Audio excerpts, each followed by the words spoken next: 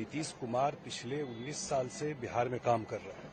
अब बिहार में उन्होंने जो मुस्लिम समुदाय के लिए काम किया है वो सामने में है और कभी भी उनके हित जो उनका इंटरेस्ट है कभी भी उस पर उन्होंने कि उनके साथ गलत हो ऐसा नहीं होने दिया है।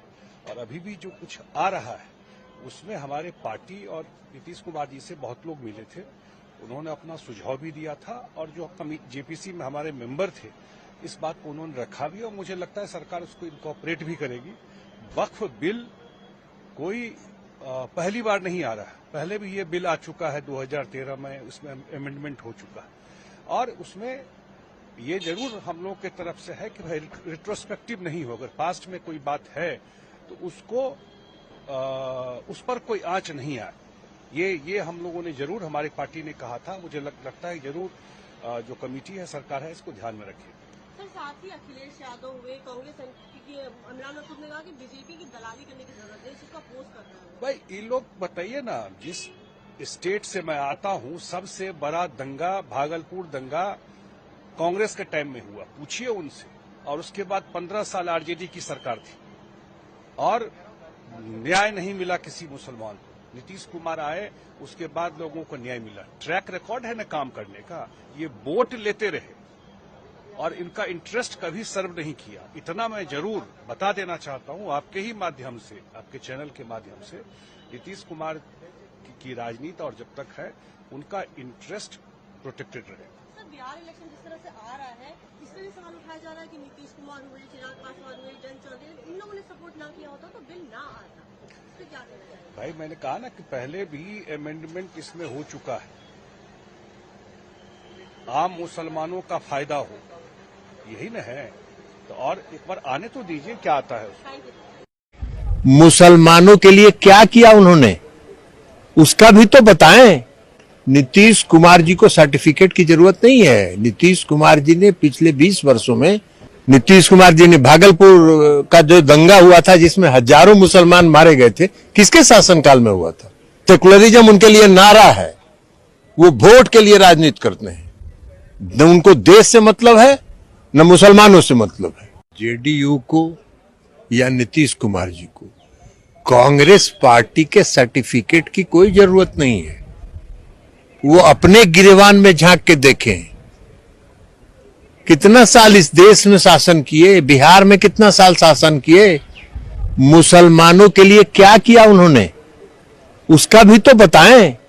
नीतीश कुमार जी को सर्टिफिकेट की जरूरत नहीं है। नीतीश कुमार जी ने पिछले 20 वर्षों में मुसलमानों के हक में उनके सामाजिक, आर्थिक, शैक्षणिक उत्थान के लिए जो काम किया है वो देश की आजादी के बाद किसी राज्य में आज तक किसी सरकार ने काम नहीं किया। नीतीश कुमार जी ने भागलपुर का जो दंगा हुआ था जिसमें हजारों मुसलमान मारे गए थे, किसके शासनकाल में हुआ था? कांग्रेस पार्टी के शासनकाल में हुआ। क्या किया कांग्रेस पार्टी ने? नीतीश कुमार जी ने सभी दंगा पीड़ित परिवारों को न्याय दिया और न्याय ही नहीं दिया, जो बेवा हो गई थी उन सबों को आज तक वो पेंशन दे रहे हैं। तो उनके सर्टिफिकेट की जरूरत है नीतीश कुमार जी को? सेकुलरिज्म की, सेकुलरिज्म उनके लिए नारा है, वो वोट के लिए राजनीति करते हैं।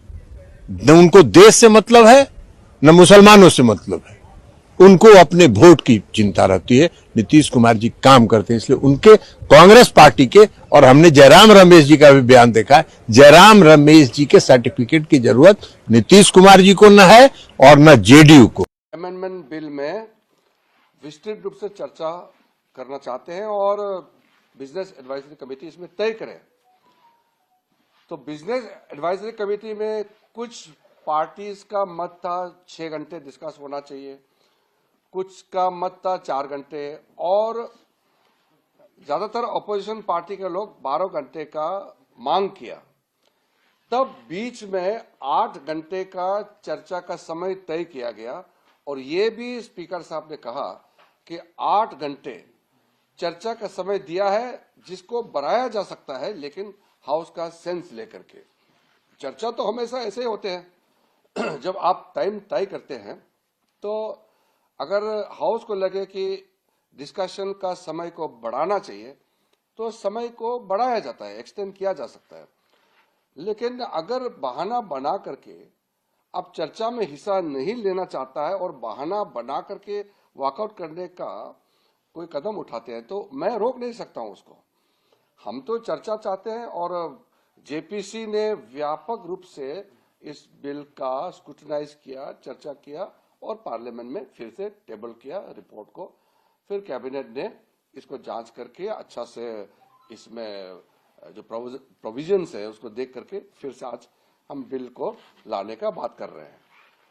हर पॉलिटिकल पार्टी को अपना मत रखने का अधिकार है और देश सुनना चाहता है कि किस पॉलिटिकल पार्टी वक्फ अमेंडमेंट बिल में क्या पोजीशन रखता है, ये सुनना चाहता है और ये रिकॉर्ड करेंगे। हजारों साल तक ये रिकॉर्ड रहेगा कि इतना अच्छा वक्फ अमेंडमेंट बिल जो ला रहे हैं इसको किसने विरोध किया और किसने समर्थन किया, ये रिकॉर्ड में रहेगा। लेकिन चर्चा तो करें।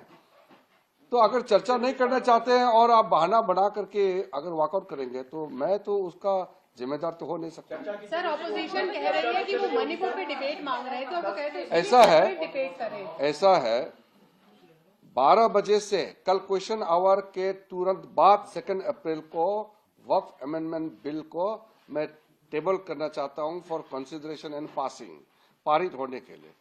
उसके बाद हमने 8 घंटे के लिए मान लिया गया है कि चर्चा 8 घंटे का होगा और बढ़ाना चाहता है तो हाउस में स्पीकर सेंस लेकर के बढ़ा सकते हैं। किरण जी, ऑपोजिशन वालों का ये कहना है कि जब उन्होंने आपसे मणिपुर पे डिस्कशन मांगा, एक तो आपने कहा कि 1 घंटे में डिस्कशन होगा। देखिए, ये आपको समझना होगा, ये बजट सत्र 4 तारीख तक है, बजट सत्र 4 अप्रैल तक है और जो बिल हम लोकसभा में पारित करते हैं वो राज्यसभा में भी पारित करना होगा। तो फिर हमको समय भी तो देखना होगा। ये पार्लियामेंट सिर्फ लोकसभा नहीं है, सिर्फ राज्यसभा नहीं है, दोनों मिल करके ये पार्लियामेंट है। अगर वक्फ अमेंडमेंट बिल या कोई भी महत्वपूर्ण मुद्दे लोकसभा में पारित होता है तो राज्यसभा में भी जाना पड़ता है, वहां भी पारित करना पड़ता है। तो राज्यसभा के लिए भी तो टाइम देना पड़ेगा ना। देखिए, ये जो गवर्नमेंट एनडीए की गवर्नमेंट जिसको चंद्रबाबू नायडू, नीतीश कुमार, चिराग पासवान और जयंत चौधरी सपोर्ट कर रहे हैं, ये वक्फ बिल अनकॉन्स्टिट्यूशनल है। ये वक्फ बिल आर्टिकल 14, आर्टिकल 25, 26, 29 का ग्रेव वायलेशन है। ये वक्फ बिल नहीं है बल्कि ये वक्फ बर्बाद बिल है ये। और अगर चंद्रबाबू नायडू, नीतीश कुमार, चिराग पासवान, जयंत चौधरी इसकी तायीद करेंगे तो वो अपने पॉलिटिकल रीजंस की वजह से या जो भी उनके नैरो रीजन तायीद कर रहे हैं नरेंद्र मोदी सरकार की, ये बात साबित हो जाएगी कि वो मुसलमानों की मस्जिदों को, दरगाहों को, खानखाहों को, इवैक्यू वक्फ प्रॉपर्टीज को और लिमिटेशन एक्ट अप्लाई करेंगे तो एनक्रोचर्स को रिवॉर्ड करेगी। तो वो उसकी ये सपोर्ट कर रहे हैं।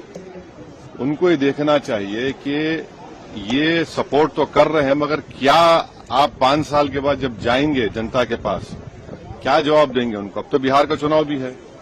तो ये अनकॉन्स्टिट्यूशनल। एक बात समझिए, वक्फ बाय यूजर सरकार निकाल रही है। हिंदू धर्म में mud by user, temple by user allowed है, तो यहां पर क्यों अलाउ नहीं कर रहे आप? हिंदू एंडोमेंट बोर्ड में कोई नॉन हिंदू मेंबर नहीं बन सकता, तो यहां पर आप नॉन मुस्लिम को क्यों बना रहे हैं? तीसरी बात यह है कि एंडोमेंट का जो ट्राइब्यूनल है उसका डिसीजन के खिलाफ आप रिव्यू डालते हैं, यहां पर आप कह रहे हैं कि उसको अपील करेंगे। हिंदू एंडोमेंट बोर्ड में कमिश्नर, कोई भी हिंदू एंडोमेंट कमिश्नर कोई प्रॉपर्टी को डिक्लेयर कर सकता है एज अ हिंदू धर्म की प्रॉपर्टी। कलेक्टर का कोई रोल नहीं हिंदू एंडोमेंट बोर्ड में, क्यों कलेक्टर को लेकर आ रहे हैं आप? तो ये सब जो चीजें कर रहे हैं ना, एक ही मकसद है, मुसलमानों से नफरत और इस देश में हिंदुत्व की आइडियोलॉजी के तहत ये एक प्रोजेक्ट है जिससे मुसलमानों को उनके रिलीजन से दूर करना, रिलीजियस प्रॉपर्टीज को छीन लेना। हमारा डिमांड एक ही है कि जो चीजें हिंदू धर्म के लिए, एंडोमेंट बोर्ड के लिए सही है, यहां पर गलत कैसे हो रही है? वो जो सिख गुरुद्वारा प्रबंधक कमेटी में कोई नॉन सिख मेंबर नहीं बन सकता, तो यहां पर कैसा कोई नॉन मुस्लिम बनेगा? ये बात आपको समझने की जरूरत है। आर्टिकल 25, 26, 29, 14 का ग्रेव वायलेशन है। इनको सोचना चाहिए चंद्रबाबू नायडू को। अभी वक्त है उनके पास सोचना चाहिए कि आप क्या बर्बाद करने का पूरा सहूलत दे रहे हैं बीजेपी को आप। So Yogi Adityanath is saying that the Waqf is need of an